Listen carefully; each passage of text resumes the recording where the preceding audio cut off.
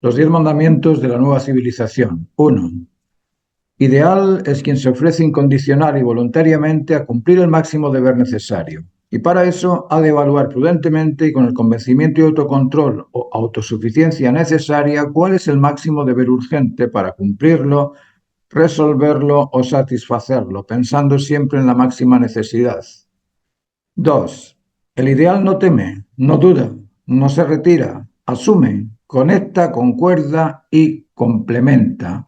Es el ejemplo de un individuo conectado con su naturaleza libre, autónoma y responsable, respetuoso, seguro y ejemplar, en autocontrol de los excesos y carencias. 3. Es afectuoso, decente y vinculante, autónomo, sensato y ajustado, autosuficiente, motivado e independiente, prudente y ponderado, firme y moderado, templado y mesurado. 4. Aprecia sin reserva porque es valiente, asume sin recelo porque es justo, agradece sin rencor porque es responsable. 5. No reclama, no acusa, no rechaza. 6. Es fiel a su familia, leal a su tribu, devoto del orden cósmico, conectivo, dual, complementario y dominado por el centro. Atiende, entiende, es y está atento a lo necesario. Es un ser en control y dominio de la ansiedad y la angustia derivadas del instinto de protección. Es un ser en control y dominio de los apetitos alimenticios, hidratantes, de ejercicio y descanso, del instinto de conservación. Y es un ser en control y dominio del apetito intergenital prematuro, del instinto reproductor. Es una persona en control del celo emocional, en control de la incontinencia emocional, en control del celo intelectual, en control de la incontinencia intelectiva, en control del celo conductual, en control de la incontinencia de los impulsos. Es un ser que cumple a su homólogo complemento. ¿Qué satisface a un hombre? Trascender, dejar un linaje valiente, seguro y suficiente. ¿Qué satisface a una mujer? Ser madre, criar a sus hijos. ¿Cabría decirse que ese es un adulto ideal? Todo esto se resume en dos aspectos: lealtad a las normas de la naturaleza y fidelidad a la vinculación afectiva. Debemos, debemos conocer el valor y sus jerarquías, la libertad, la autonomía y la responsabilidad, las virtudes. Debemos conocer el orden cósmico, las normas de comportamiento, convencimiento y convivencia. Debemos conocer los instintos, el celo, la complementariedad y el sentido de la vida. El sentido de la vida es fundamental. Hay que comprenderlo, hay que estudiarlo, hay que interesarse por ello. El valor y sus jerarquías. Ideal es quien se ofrece incondicional y voluntariamente a cumplir el máximo deber necesario. Para eso ha de evaluar prudentemente y con el convencimiento y autocontrol o autosuficiencia necesaria cuál es el máximo deber urgente para cumplirlo, resolverlo o satisfacerlo, pensando en la máxima necesidad. Valor es la cualidad contenida en el objeto que satisface, interesa o motiva al sujeto que lo aprecia a satisfacerse, a convencerse o a beneficiarse. Existen la máxima necesidad, la máxima razón y el máximo deber, bajo el punto de vista de la totalidad. La máxima necesidad universal es el ordenamiento de las especies existentes y, en consecuencia, la máxima necesidad obliga al urbanismo ajustado al ordenamiento de la diversidad. La siguiente necesidad máxima en importancia es el ordenamiento demográfico y social. En tercer lugar, el ordenamiento tribal, familiar y, finalmente, en el último lugar, el ordenamiento del individuo en consecuencia con las normas de comportamiento, de convencimiento y de convivencia. Libertad, autonomía y responsabilidad. El ideal no teme, no duda, no se retira, asume, conecta, concuerda y complementa. Es el ejemplo de un individuo conectado con su naturaleza libre, autónoma y responsable, respetuoso, seguro y ejemplar, en autocontrol de los excesos y carencias. Libertad es la capacidad de optar por lo que beneficia siempre a todo. Autonomía es la propiedad de reconocer la justa razón del individuo. Responsabilidad es el respeto al cumplimiento del máximo deber necesario. Si analizamos estas tres sentencias, descubriremos que la incondicionalidad de la naturaleza humana se debe a estas tres características de ser libre, autónomo y responsable. Virtudes: es afectuoso, decente y vinculante, autónomo, sensato y ajustado, autosuficiente, motivado e independiente. Prudente y ponderado, firme y moderado, templado y mesurado. Prudencia es el servidor custodio de la opción válida. Firmeza es el servidor custodio del cumplimiento del deber. Templanza es el servidor custodio de las diferencias. Si analizamos estas virtudes, comprenderemos que se ajustan a la incondicionalidad afectiva de la naturaleza humana.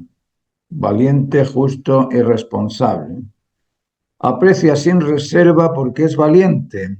Asume sin recelo porque es justo. Agradece sin rencor porque es responsable. No reclama, no acusa, no rechaza. Valiente es el individuo que pretende, produce y proyecta valores. Justo es el individuo que se ajusta a la justicia del ordenamiento jurídico natural. Derecho a la vida, a la libertad de pensamiento y a la dignidad, identidad e integridad humana. Responsable es quien respeta y responde voluntariamente e incondicionalmente el cumplimiento completo del máximo deber necesario. El responsable no reclama, atiende, no acusa, entiende y no rechaza. Es y está atento a responder ante lo necesario. Si lo analizamos, estamos refiriéndonos a la incondicionalidad humana. Fiel, leal y devoto. Es fiel a su familia, leal a su tribu, devoto del orden cósmico, conectivo, dual, complementario y dominado por el centro. Atiende, entiende y es y está atento a lo necesario. Fiel al modelo de familia naturalmente constituida y fiel a sus complementos vertical, parentofiliar y horizontal, fraterno-conyugal. Fiel en este caso significa mantener el ideal natural. Es leal a su tribu, abuelos, padres e hijos. Leal en este caso es mantenerse a su lado, no rechazar a ningún miembro de su tribu. Devoto del orden cósmico es ser analítico de las normas de la creación, respetando el ordenamiento de las ordenanzas que lo ordenan. Control de los instintos. Es un ser en control y dominio de la ansiedad y angustia derivadas del instinto de protección. Es un ser en control y dominio de los apetitos alimenticios hidratantes, de ejercicio y descanso del instinto de conservación. Y es un ser en control y dominio del apetito intergenital prematuro del instinto reproductor.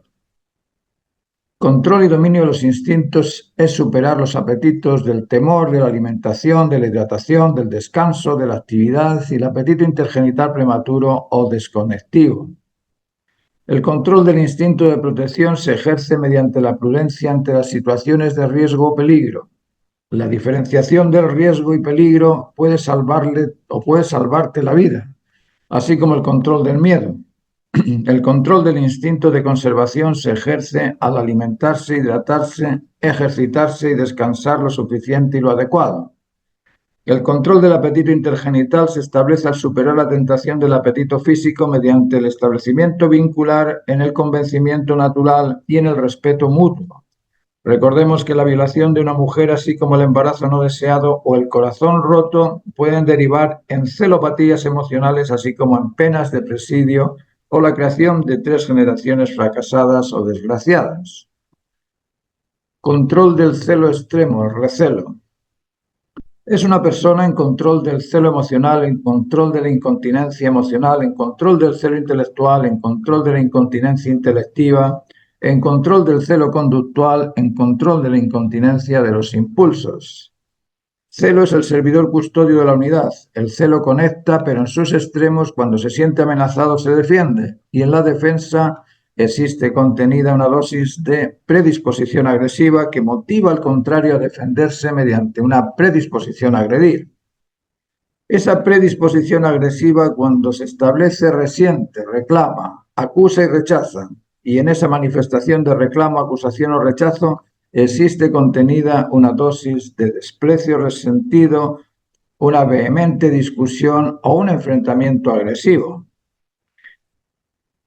Existen el celo emocional, incontinencia afectiva, el celo intelectual, incontinencia intelectiva, síndrome de anticipación, y el celo conductual, incontinencia impositiva. Nadie lo hace como yo.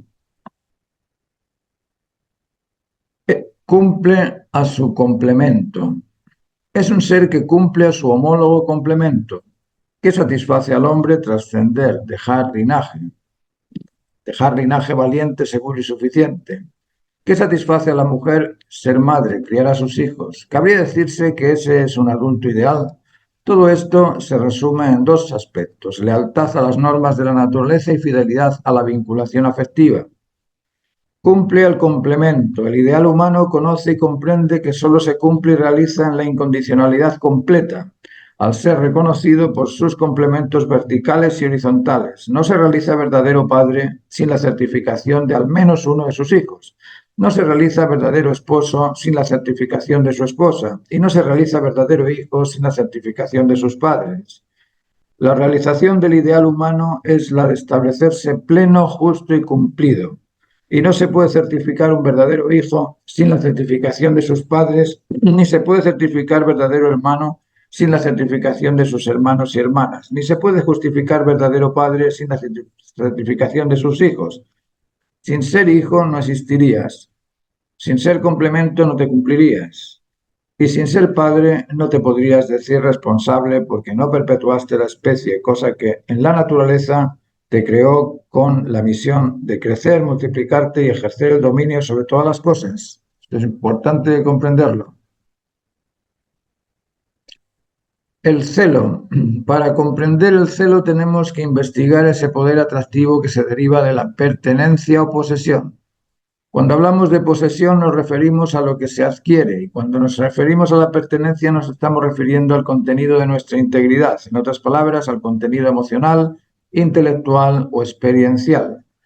Pertenecer al equipo de la comunidad, al grupo social o a la familia es una cosa, y poseer ciertas habilidades o poseer cierta apariencia es otra cosa que se puede deformar o perder.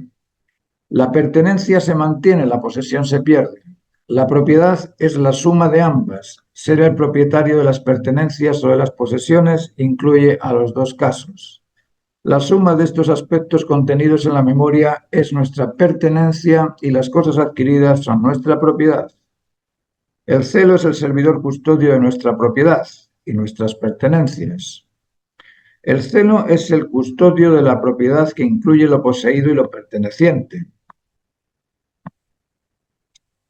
¿Cómo cuida el celo? ¿Cómo opera el celo? El celo es como un termostato que ajusta los excesos y carencias a la moderación, al orden y a lo justo. Es una extensión de la conciencia. Cabría compararlo a la voluntad de la conciencia porque opera en pro del bien, en pro de la justicia, en pro de la satisfacción.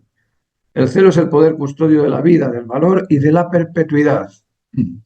Si la conciencia nos dice qué es lo bueno y qué es lo malo, el celo es el poder que lo establece. El celo cuida a la capacidad emocional para que se sienta satisfecha, cuida la capacidad intelectual para que se asegure y cuida la capacidad motivacional para que se beneficie. El celo opera mediante la estimulación nerviosa. El celo genera la actitud correcta para satisfacer, ajustar o realizar aquello que une, aquello que concuerda, aquello que convence y aquello que satisface. El celo es el conector físico y psicológico. Conecta los complementos físicos de la dualidad masculino-femenina y conecta los complementos sensibles de la emoción, necesidad y satisfacción, así como los complementos intelectivos de la inteligencia, el criterio y significado o convencimiento con el interés. Además de conectar la expectación con el beneficio de lo conseguido. ¿Cómo se transforma el celo en recelo? El celo es custodio, cuida y protege. Cuidar es poner el objeto en un sitio protegido para no perderlo o para que nadie se lo lleve. Eso es algo privado, propio de uno y que no afecta ni perjudica a nadie. Pero si veo que alguien descubre dónde está el objeto que cuido y veo que se acerca al objeto y no quiero que lo vea, voy a defender el objeto de ser tomado por la persona que se acerca. Al evitar que se acerque la persona, ésta se va a sentir amenazada por la defensa del objeto. Y al sentirse limitada en su búsqueda responderá defensivamente. Esa defensa es una actitud ansioso-defensiva y es el recelo derivado del celo protector. Así se transforma el celo en recelo. El recelo resiente. siente que le privan de lo que espera, siente que le privan de lo que le satisface, de lo que le convence o de lo que posee o le pertenece. Recelo es una sensación o es una reacción contraria al orden. Se caracteriza por el reclamo, la acusación y el rechazo, pero es el mismo poder del celo. Es ese mismo poder del celo el que se transforma en recelo. El recelo protege la unidad en ocasiones simplemente mediante la amenaza defensiva y en ocasiones mediante la defensa agresiva, atacando. El recelo es la cuarta ley de la ordenanza universal, la ley del rechazo al desorden. El rechazo del polo positivo a su homólogo positivo es una demostración del recelo electromagnético. Se rechazan para que cada uno se una con su complemento negativo, cosa que es buena, pero se rechazan, cosa que podría pensarse que no lo es. El recelo es el poder exigido ante la violación de la conectividad necesaria para establecer el valor de lo pleno, lo justo y lo completo. Es la defensa del orden que la naturaleza humana debe controlar para evitar tragedias, daños y dolor que causen sufrimientos innecesarios. Ese es el celo transformado en recelo. Si eres docente, profesor, maestro, si te gusta la filosofía, si te gusta la historia, si te gusta el arte, si te interesa descubrir cuál es la identidad íntegra de la dignidad humana, yo quiero invitarte a participar de un curso de 24 clases online particulares donde hablamos de la protoconsciencia, de la conciencia original del individuo, de esa conciencia adquirida o suma de sentimientos, conocimientos y experiencias que almacenamos en nuestra memoria. Hablamos de nuestra emoción, del intelecto, de la voluntad, de cómo desarrollar esas capacidades que tenemos y cómo ejercer el control y dominio de las facultades, de las habilidades, de las virtudes, del celo y los instintos. Son temas muy, muy, muy importantes y te invito a participar en las clases o al menos a tener una pequeña conversación conmigo para explicarte los detalles. Y son clases cortas de 45 minutos, muy entretenidas. En esas clases hay aspectos filosóficos, aspectos científicos, aspectos artísticos, hay aspectos que la historia me ha ofrecido y otros pues que por las estadísticas uno empieza a darse cuenta de qué es lo que es estándar y qué es lo que es el estigma, la diferencia entre el estándar y el estigma. En estas clases son notorias. Uno puede darse cuenta de cuándo estás recibiendo algo que es verídico, que es parte del estándar de la protoconsciencia universal, y cuándo estás hablando de una estigmatización que es el convencimiento propio de un credo particular. Así es que os invito a que forméis parte de estos grupos de estudio y me dejáis vuestro mensaje. Yo os voy a dejar el teléfono para que podamos comunicarnos y cualquier duda la solucionamos por teléfono. Muchas gracias.